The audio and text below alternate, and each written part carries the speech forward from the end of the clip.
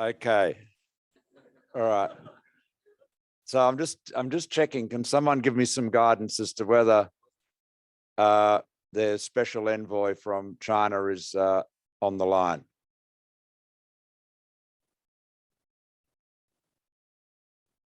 Sorry, there is. What?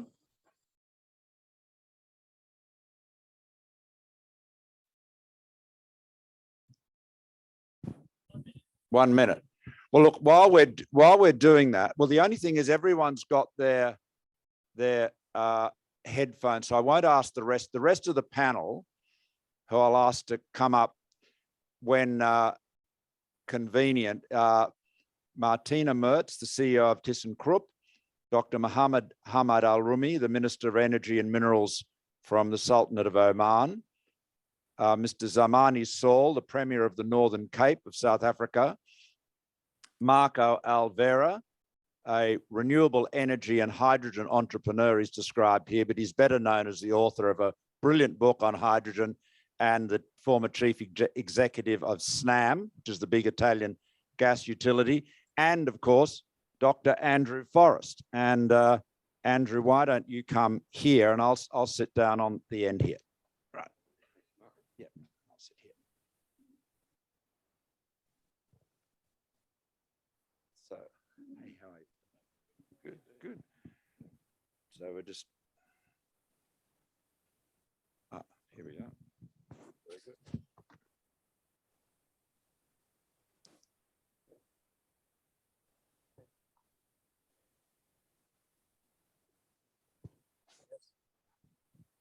Yeah, I can see him. Welcome, Mr. Sear, but thank you very much for joining us. We look forward to your address, and then we can have a discussion with the rest of our panel. Can you see them all?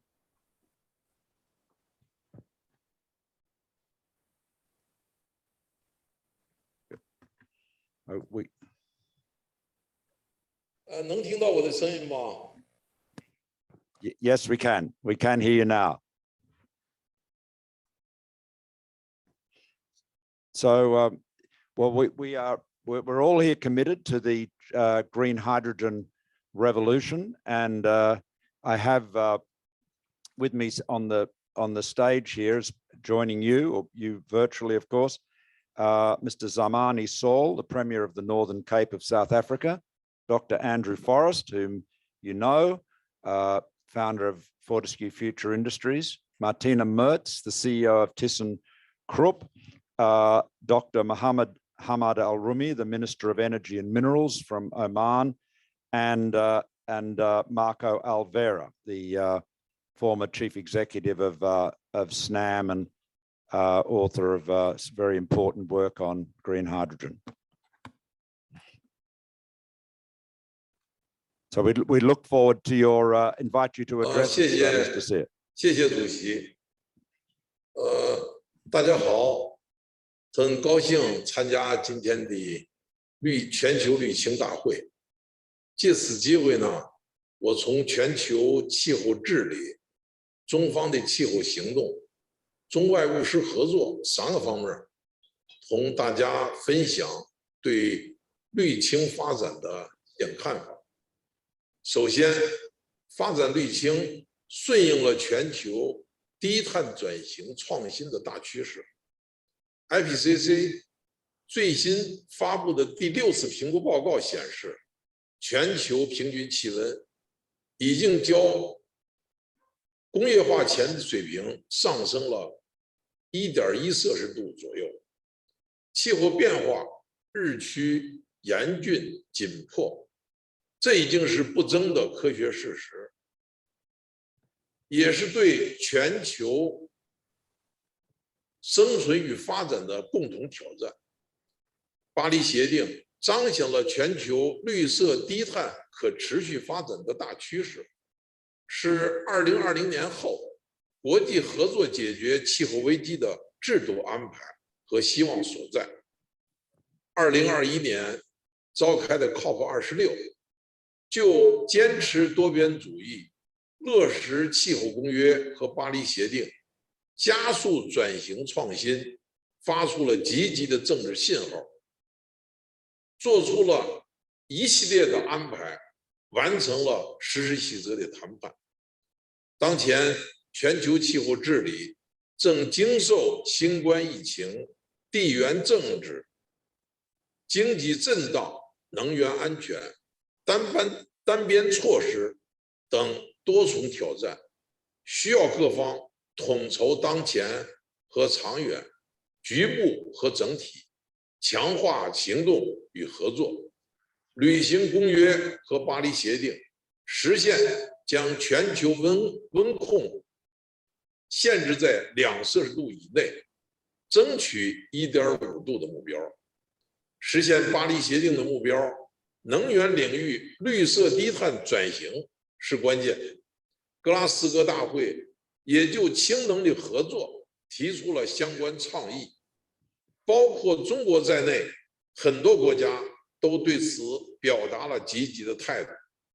氢是一种清洁、高效、灵活的能源载体和工业原料，通过可持续、可再生能源发电制氢，是最为绿色低碳的方式，可以成为清洁高效的2次能源和储存转化载体。绿氢在石化、电力、冶金、水泥、化肥等高排放行业当中也有广泛的应用前景，有望促进这些传统产业在脱碳的同时实现转型升级。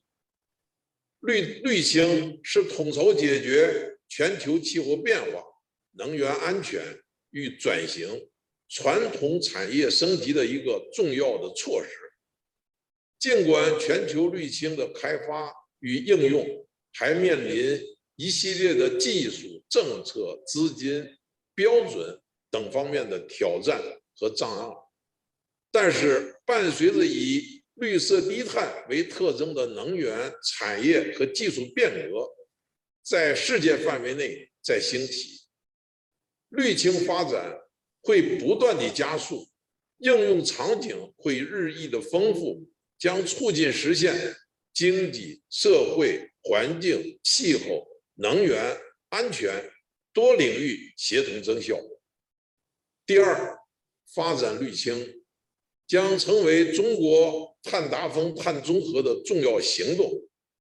2020年9月，习近平主席宣布，中国二氧化碳的排放力争于2030年前达峰，争取2060年前实现碳中和。作为一个发展中国家，要实现双碳的目标，面临的诸多的挑战，需要付出巨大的努力。当前国际形势复杂多变，有的国家正在实施一些单边政策，进一步增加了我们实现双碳目标的困难。但我们会坚持应对气候变化、实现双碳目标的战略定力，继续采取积极有力的行动。中国已经发布了关于完整、准确、全面贯彻新发展理念，做好碳达峰、碳中和工作的意见和2030年前碳达峰行动方案，已经基本完成，并陆续发布了关于能源、工业、建筑、交通等重点领域和煤炭、电力、钢铁、水泥等重点行业的实施方案，出台科技、碳汇、财税、金融等保障支持性的措施，形成碳达峰、碳中和1+N 政策体系。目前呢，已经达到了1+26的这么一个政策的体系。相信各方不久会看到中方实施更多的实际有效的举措。习主席要求我们要积极有序地发展光能源、硅能源、氢能源、可再生能源，中国的1加N政策体系提出，要统筹推进氢能制、储、输、用的全链条发展，加强氢能生产、储存、应用关键技术的研发、示范和规模化的应用，探索氢能在工业、交通运输、建筑等领域的应用。2022年3月，国家发布了氢能产业发展的中长期规划，这是从2021年到2035年的这么一个规划，将氢能作为未来国家能源体系的重要组成部分，终端实现绿色低碳转型的重要载体，战略性新兴产业和未来产业重点的发展方向。提出到2025年，燃料电池车辆的保有量要达到5万辆，可再生能源制氢量要达到10到20万吨，明确要重点发展可再生能源制氢，就是绿氢，严格的控制化石能源制氢。中方发展氢能的政策，不仅是从本国能源和产业发展需要出发，也是对全球应对气候变化的责任担当。中方将继续创新绿氢技术，发展相关产业，扩大应用市场，为全球能源安全、产业变革和技术创新做出贡献。第三，发展绿氢是国际气候合作的重要领域。当前，世界许多国家都已经将发展绿氢作为重要的板块纳入未来发展的蓝图。尽管具体的政策因国情而有所不同，但基本的理念和方法大同小异。在绿氢这一领域，各方完全可以开展合作，相互借鉴，取长补短，实现互利互惠。这对于全球维护能源安全、提高气候行动的力度、促进可持续发展，都是有百利而无一害的。去年，中欧双方领导人在第2次环境与气候高层对话后，发表了联合新闻公报，明确双方将加强气候立法、节能和提高能效、循环经济、可再生能源、绿色交通、绿色建筑、绿色金融、CCUS 以及氢能等领域的合作。中美双方去年连续发表了应对气候危机联合声明和关于在21世纪20年代强化气候行动的联合宣言，确定在能源转型、工业和电力脱碳、可再生能源利用、绿色和气候韧性农业、低碳可持续城市、绿色低碳交通、甲烷等领域开展对话与合作，并鼓励双方的地方政府、企业和专家、学者等社会各界积极参与。中方还与俄罗斯、日本、印度、巴西、南非等国开展了在气候变化和低碳发展方面的政策和技术交流。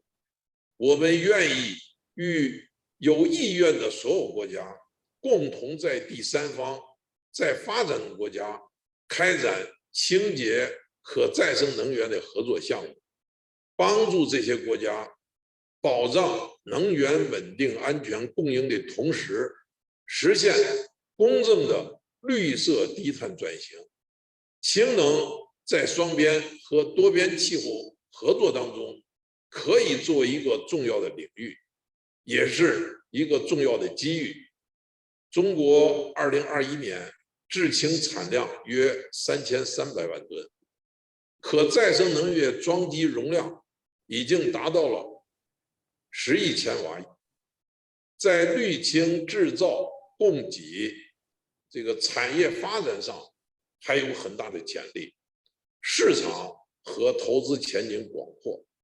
中国已经在制氢、储运、加注技术、交通运输应用等领域取得了一些积极的进展，但在一些关键技术和广泛应用方面，还需要克服一些短板。该领域中外合作互补性很强，中方愿意与有关各方开展政府间的政策对话与务实合作，鼓励支持地方企业智库间的技术产业投资合作。我们希望与各国政府从加强全球气候行动出发，顺应世界绿色低碳转型的大趋势，摒弃零和的博弈，追求合作共赢，为开展包括滤清在内的气候行动、能源转型等各个领域的务实合作创造良好的政策环境，为促进相关技术合作、产业融合、贸易投资破除一些政治化、意识形态化的障碍。希望发达国家呢，也能够为发展中国家发展应用滤清提供相应的支持和帮助。各位同事，包括国际滤清组织在内的很多机构，都在为推动全球滤清发展与务实合作做出积极的努力。今天，来自世界各国的政府官员、国际组织代表、企业界的人士和专家学者参加这一国际会议，共同探讨加快全球滤清发展的进程，展望滤清发展的愿景，谋划滤清发展的战略。机会难得，期待着通过本次大会，各方携手推动滤清的研发、生产和应用。面对当前复杂的形势和诸多挑战，国际社会能够在滤清领域合作上迈出一小步，将促成全球应对气候变化、加速能源转型和实现可持续发展迈出一大步。最后，预祝全球滤清大会取得圆满的成功。谢谢大家。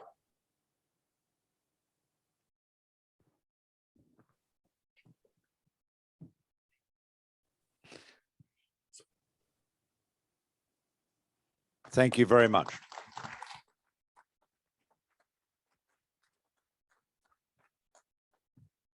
Well, thank you very much, Excellency. That is a wonderful way to start this panel. We shall now continue with the other members of the panel who are sitting here with me. And I'd first like to ask Martina Merz to speak to us on the role of green hydrogen in decarbonizing German industry. Good morning. Is it on? Yes. Yes. Good morning, everyone. First, thank you, Andrew, Malcolm, and the entire GH2 organization for making this conference possible, which is really a great place to be. Thank you very much. Hydrogen is going to play, I think it has been widely discussed this morning, a decisive role on our way to a more sustainable world. And we can only successfully shape the green transformation and the development to a hydrogen infrastructure if we synchronize the three crucial elements of demand, supply, and infrastructure. That is why it is so important that we meet here today and to talk together about how we can accelerate the ramp up of the hydrogen economy internationally. We at ThyssenKrupp, of course, want to be a crucial and want to play a crucial role in this entire system. As a group of companies, we have something to offer on all three elements, the demand, the supply, and the infrastructure side. let me start with the demand. By converting our steel production, we will be a large and reliable consumer of renewable energies and hydrogen. We have a clear concept to decarbonize our production, our steel production. And for the complete conversion to climate neutral steel production, we alone will need around 720,000 tons of hydrogen per year. This equals, in terms of energy, 25% of the German households. Now, let me come to the supply side. We, with our hydrogen business, ThyssenKrupp Nucera, we are one of the few suppliers of the world able to offer technology for the production of hydrogen on a gigascale level. And last but not least, on the infrastructure side, our plant engineers at Uhde are experts in the construction of ammonia and methanol plants, most likely the future transport media for importing green hydrogen. These different competencies, of course, make us to a unique partner for the green transformation. But as you can see, we as a company, we are strongly committed to the international climate goals, and we are extremely active in global networks to support an efficient collaboration. And this means the synchronization at the end, as said at the beginning, of the demand, the supply, and the infrastructure. Alone, we cannot solve this task. We can only solve the task to develop a hydrogen economy together. And we all are very committed. This is my, let me say, takeaway from all the discussions in this community. We all are committed to significantly exceed our previous commitment, which is absolutely needed to lead our world back on the 1.5 degrees goal. And global leadership is absolutely needed for a joint transformation. And we need efficient collaboration in circles like we have here between the policymakers, the business people, in order to optimize and accelerate the necessary buildup of this entire infrastructure. It is essential to create a global system for the ramp up of the hydrogen economy. We globally our networks are strongly challenged. And we all must assume a leading role with regard to our global value chains. And we at ThyssenKrupp, I hope I can convince you for this. We are very committed to further engage and hope to continue fruitful talks, and first of all, future joint action to cover the best future for all of us. Thank you very much. Thank you very much. Well, thank you very much, Martina. Can I now invite Dr. Mohammed Al-Hamad Al-Rumi, the Minister for Energy and Minerals of the Sultanate of Oman. Thank you.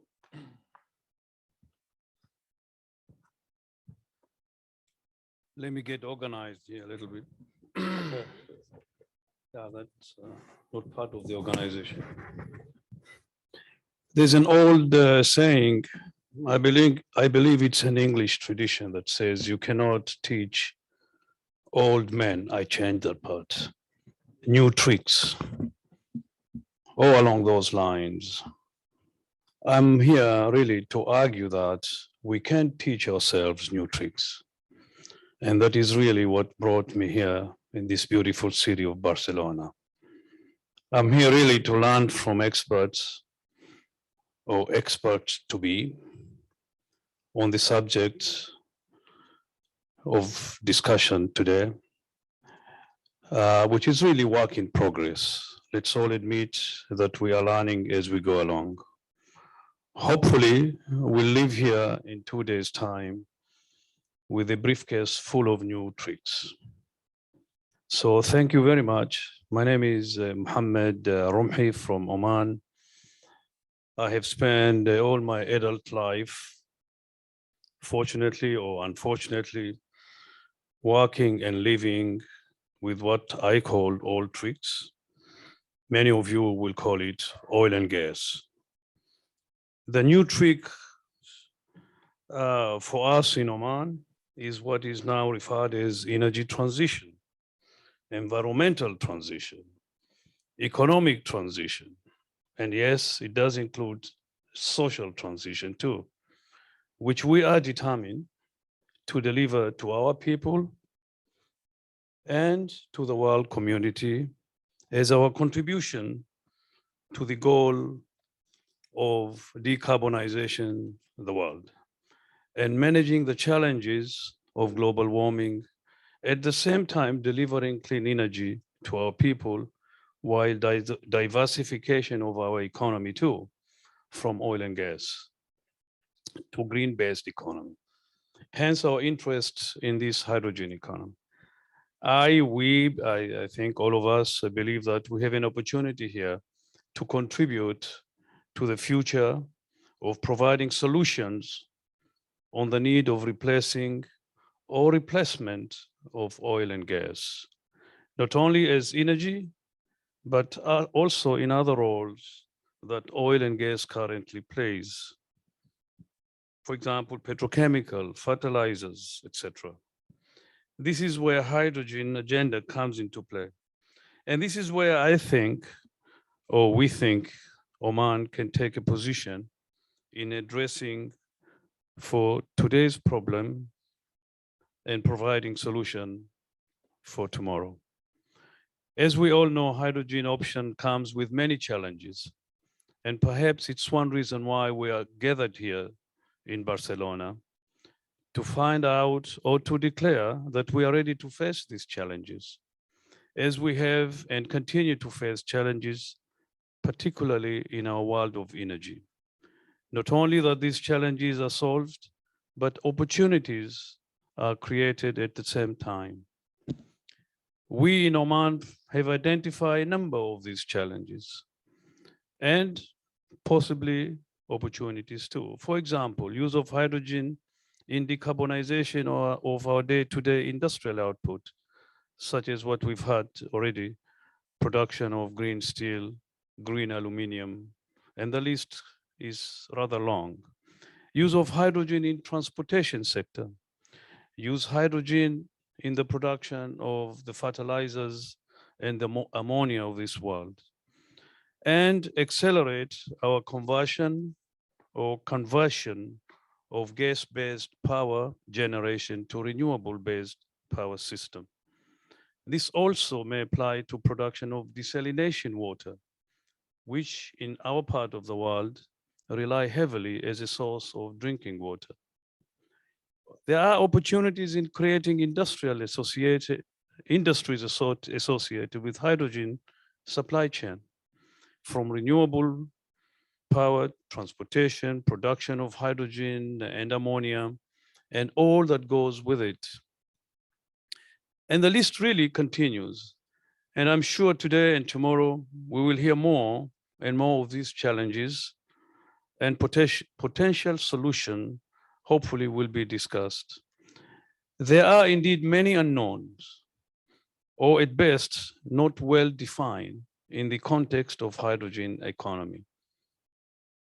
However, I am sure that we can perhaps come up out of this or out of these 2 days in agreement that we need international or multinational collaboration in order to make this journey less painful and hopefully successful and produce the results that we all aspire and expected by our people. So thank you very much for having us here, me and my delegation.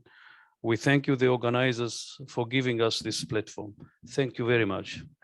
Thank you. Thank you very much, Minister.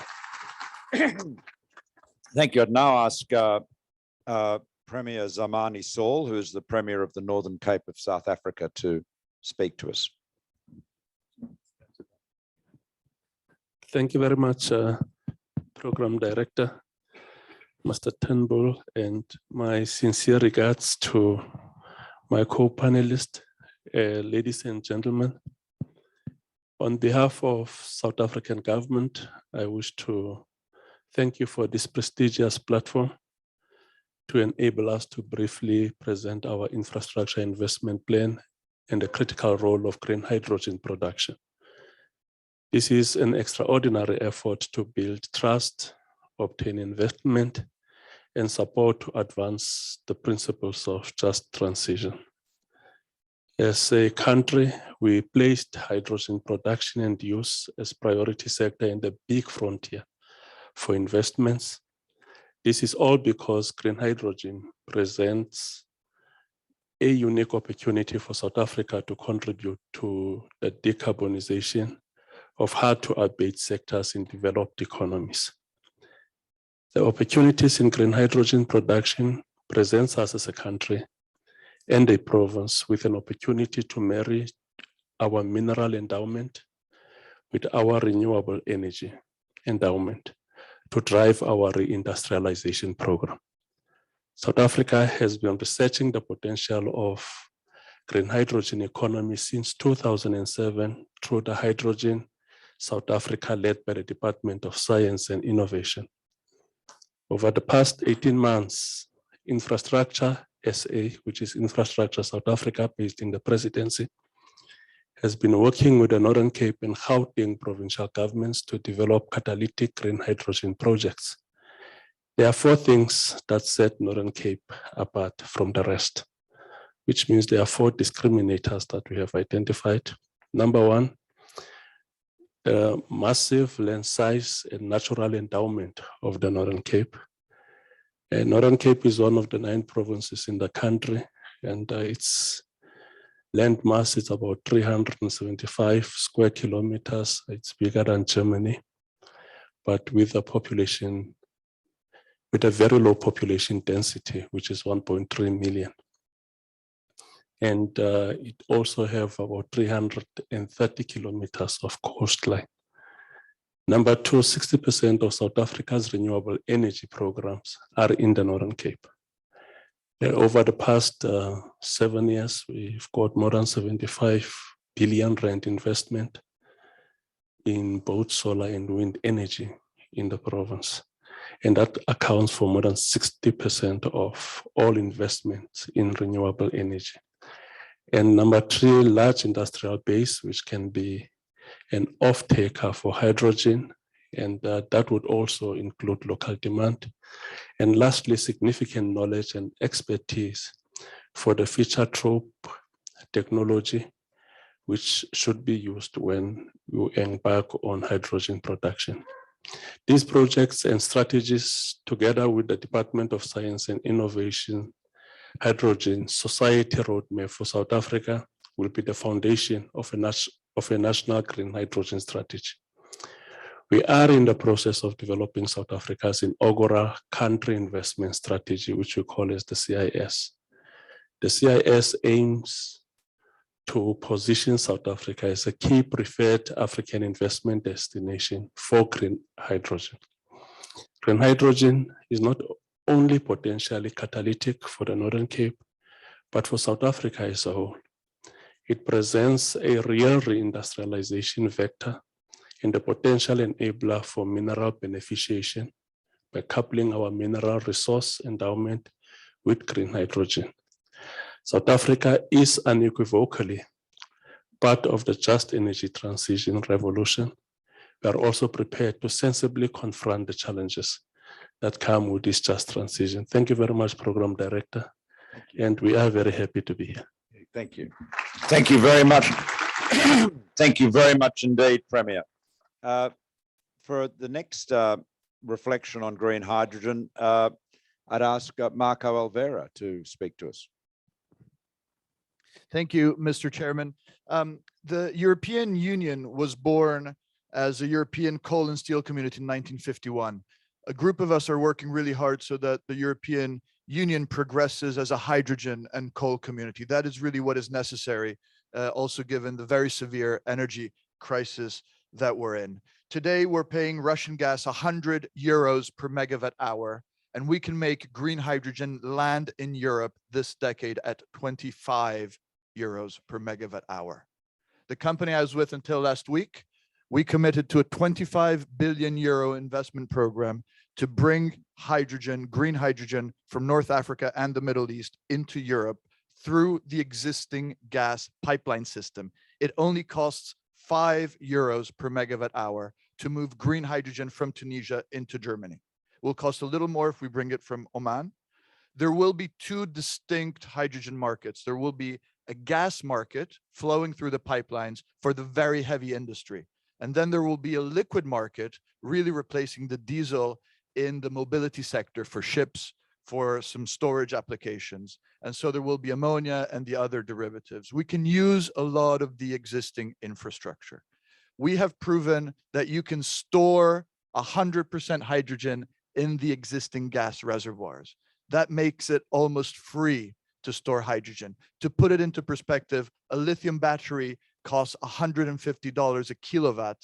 Storage underground in existing reservoirs is $0.5 per kilowatt capacity. It's there, it's given to us by nature. That's where the methane used to be. Methane is CH4, hydrogen is H2, and the cap rock, that reservoir holds.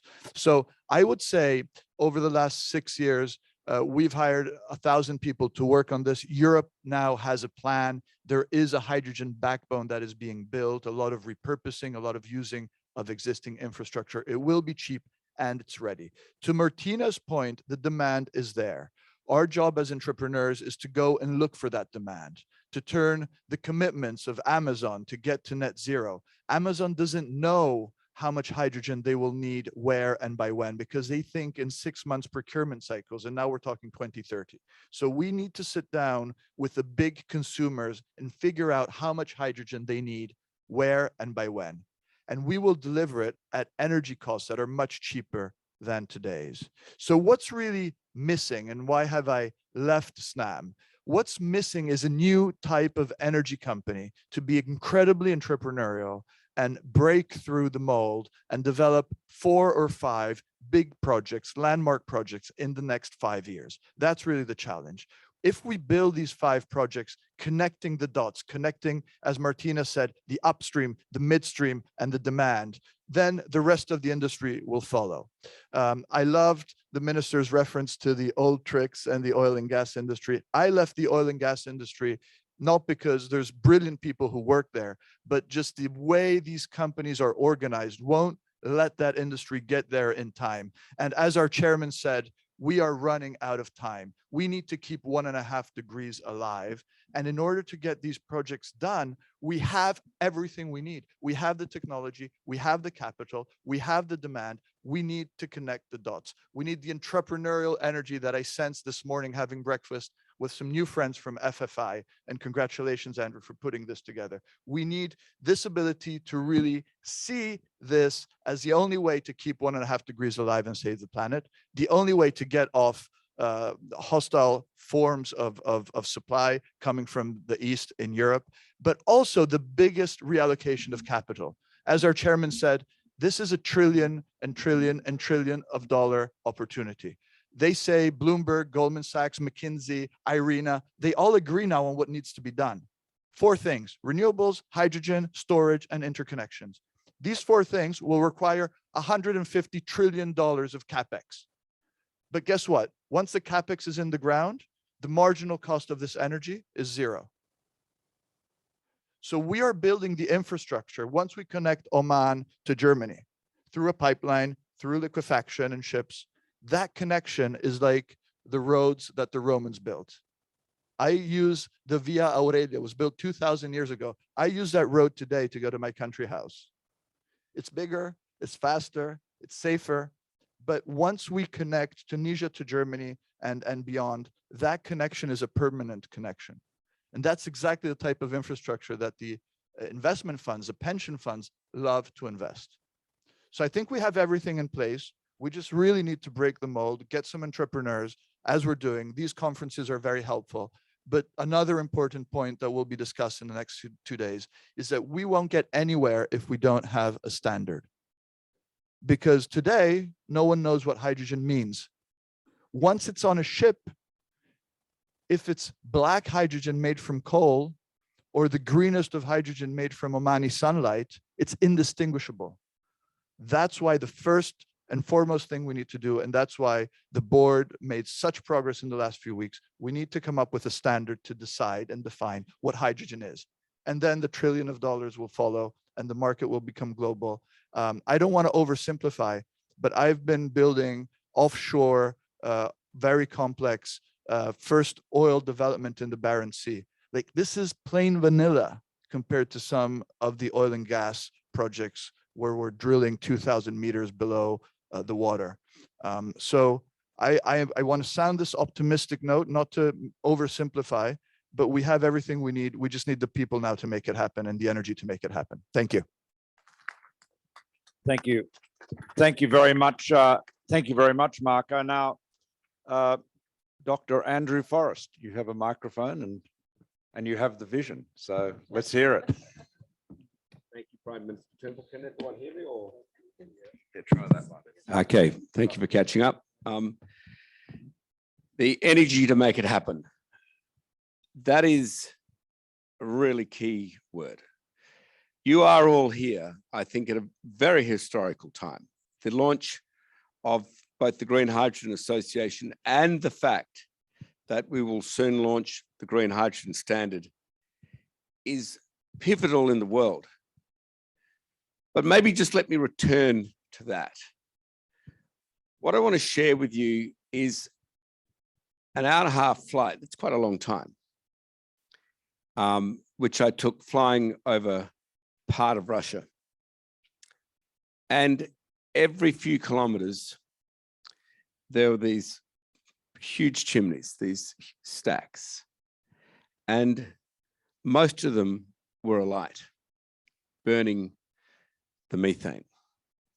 Strangely, the fact that they were alight gave me some relief, because interspersed amongst them, even though the ones that were lit were just emitting pure carbon, which methane turns into when burnt, the ones which aren't alight are just emitting pure methane, which is all the very fancily named liquid natural gas is. 95% methane for 5% ethane. That substance is 80 to 90 times more dangerous to each of you and your children as a global warming agent than even carbon dioxide. And then I flew on for another hour, and the fire stacks, the smokestacks became a little more sparse. But over that 2.5 hours, I was reminded that there are veritable oceans in the way of the oil, and those oceans are LNG, and they are a waste product to Russia. So the vapid, unrealistic notion that we could develop LNG fields, as others have done, Chevron, et cetera, for $80, $90 billion to in any way compete against Russia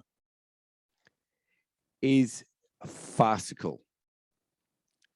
The only way we have to move from a very cheap source of energy, which will destroy us, for LNG, is to not compete in that race. When you're in that hole, you stop digging, you get out. So we have to completely stop LNG.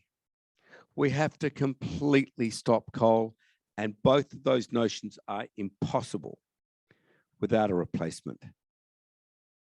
And that replacement is critical.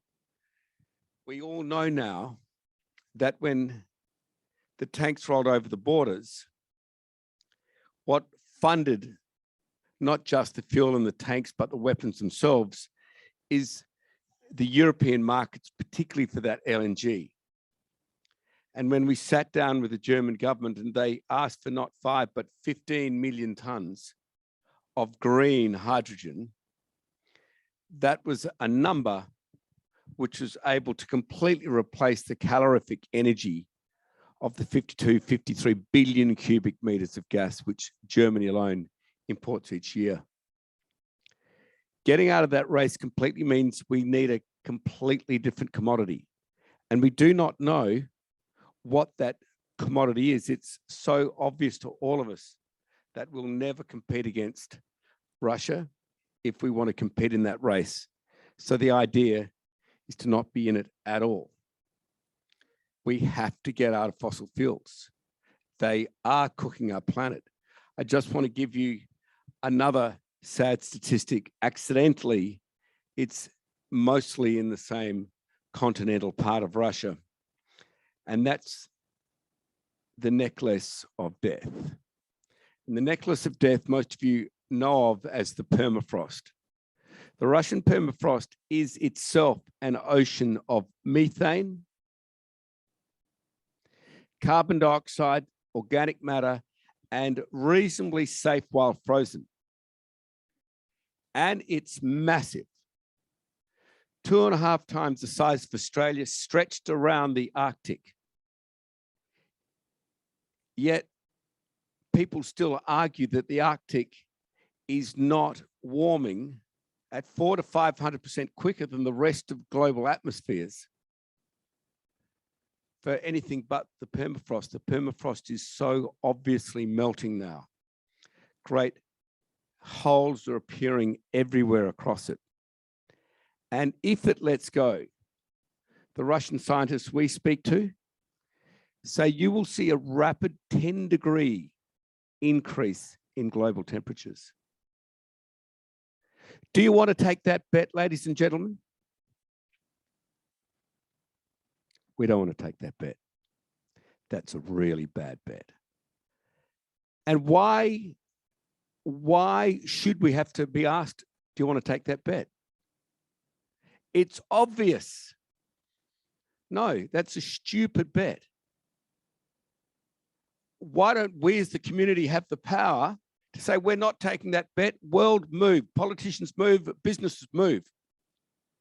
Well, the reason why, ladies and gentlemen, is that you have such a massive oil and gas lobby against you. One country alone has the American Petroleum Association in it. $930 million a year dedicated to convincing their politicians all over the world to continue oil and gas, to come up with rubbish slogans like, to stop the Ukraine war, we must burn more oil and gas. Well, you don't have to think about that for more than a split second to know that it's complete rubbish. But that's what you're up against. And the reason why, ladies and gentlemen, you as the community have not had the weapons to avoid that hideous choice I gave you is because of that lobbying power. But they're getting a little bit more desperate. I called carbon sequestration for what it is. I'm a doctor in ecology, therefore a statistician.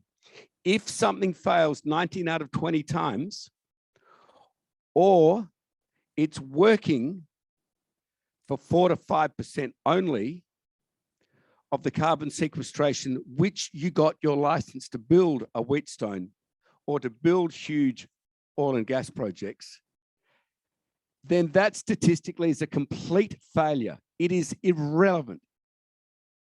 It cannot in any way be fudged as a success, except for, say, what I read in the papers that Andrew Forrest called this out. So we, the oil and gas industry, think Andrew Forrest, an individual, is a bully. Oh my God, you guys are really clutching at straws. Did you notice you're the oil and gas industry? Did you notice the trillions and trillions of dollars, which seemed like a big number to us when Marco talked about it, is what you're already spending and have sunk into the ground?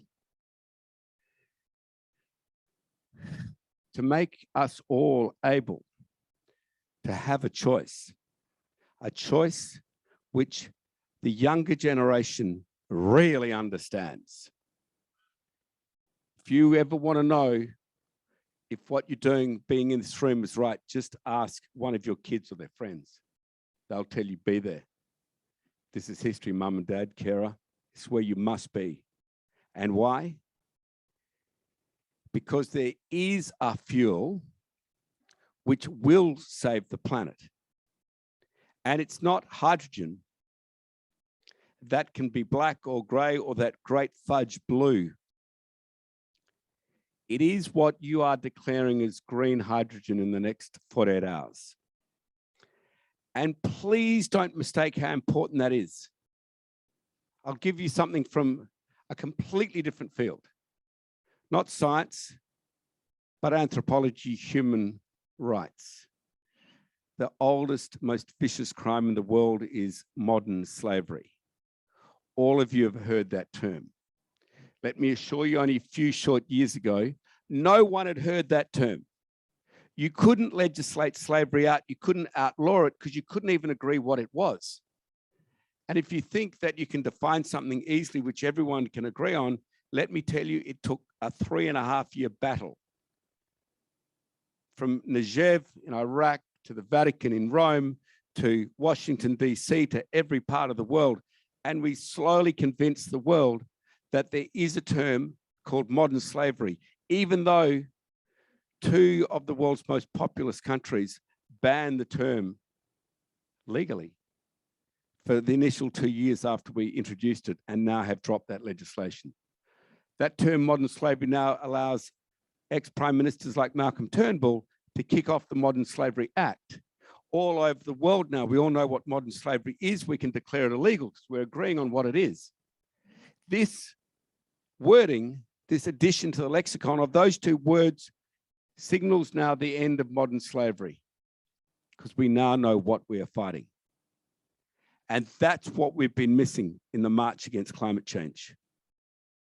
What is green hydrogen? When we declare it, when you all join us in that, when you celebrate that and you were in the room when it happened, then you are part of that history. Because from here on, we march. From here on, it's action. From here on, we know we have a choice again.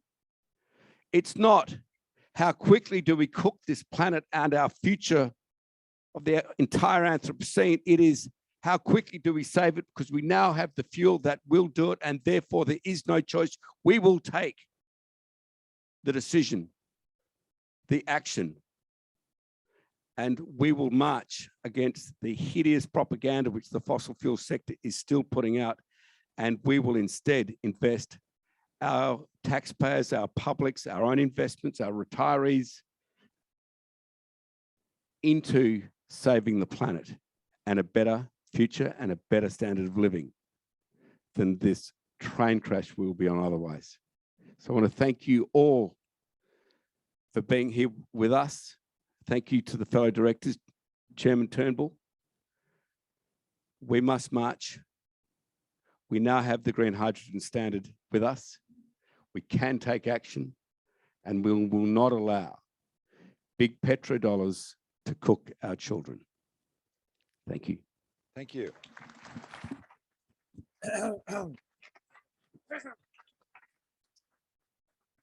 Andrew, thank you. Thank you very much. That is a very stirring way to conclude that panel, and I cannot think of anything to add other than to thank all the panelists, the Premier, yourself, Martina, Minister, and Marco. Thank you so much. And of course, the Special Envoy from China who spoke with us earlier. So we now have a break, and we're going to resume at 11 a.m. The program, you'll be very impressed to know, I'm very impressed to know, is only running 15 minutes late, which is nothing short of a minor miracle at a conference like this.